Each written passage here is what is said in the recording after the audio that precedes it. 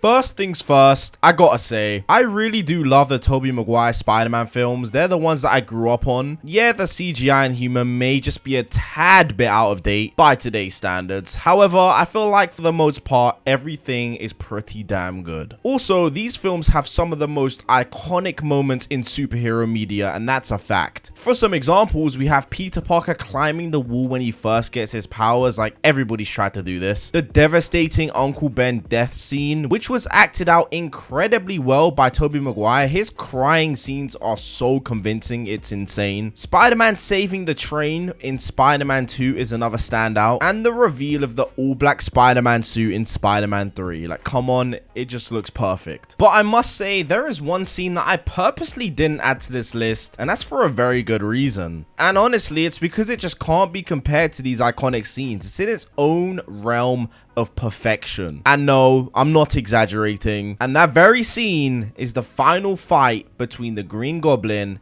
and our fairly new Spider-Man. The fight is pretty much the perfect climax to the ongoing back and forth we have seen between these two characters going throughout the whole movie. And if the bridge scene that shows all of the New Yorkers supporting Spider-Man and helping him fight the Green Goblin wasn't already good enough, it leads nicely into the most insane opening to a fight scene I've ever seen.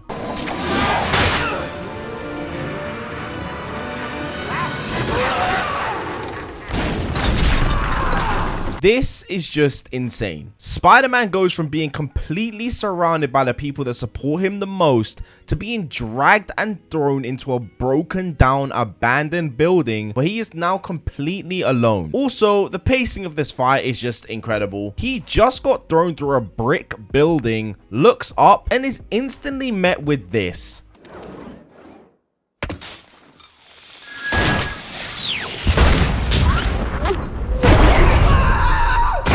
You want to know why this scratches the perfect part of my brain so much? It's the complete absence of any type of music in the background. Most movies just have a complete soundtrack nowadays, and Spider-Man did as well, but the director just knew when to cut it out. It makes it all the more terrifying for our Spider-Man, and as you can see, he looks pretty fucking terrified. Also, something I didn't even mention before is just how grimy and gritty this scene is. The sound of the bricks and the way everything Spider-Man interacts with has such a violent sound effect. It's honestly one of the main reasons why this scene works as well as it does.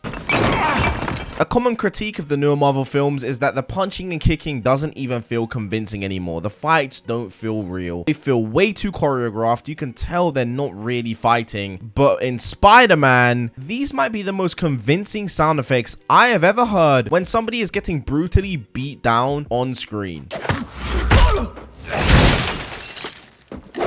I also love the fact that we are seeing Spider-Man get absolutely torn to shreds in this scene, because it's quite obvious that we know Spider-Man will survive this fight. He is the main character. But honestly, at this point, you're kind of questioning, is he actually gonna survive? Like, is bro actually gonna win this fight? This guy looks terrified. He's bleeding.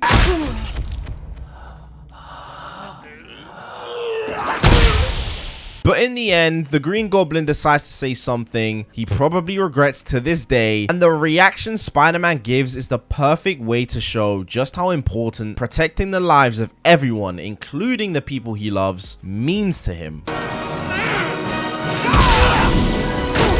Spider-Man then goes on to brutally beat the living shit out of this film's Green Goblin to the point where he's literally begging for mercy. But the director is just so good that the film goes above and beyond when showcasing just how sick and twisted this Goblin is, because this is all just a trick. It's a lie. He's pretending to be scared. He's pretending to beg for his life. He's trying to pull all the strings just to get the upper hand. But after the insane beatdown and the twisted threats that this Spider-Man just received, I doubt bro is gonna let this guy live anyway. I just want to say one thing. I've been gone for a while, and I do appreciate everyone that tuned into this video, and I hope you enjoyed. Let me know if you agree with this video, or even if you disagree. It really doesn't matter. Everyone is entitled to their own opinion. You can love or you can hate my opinion, but I am just being honest.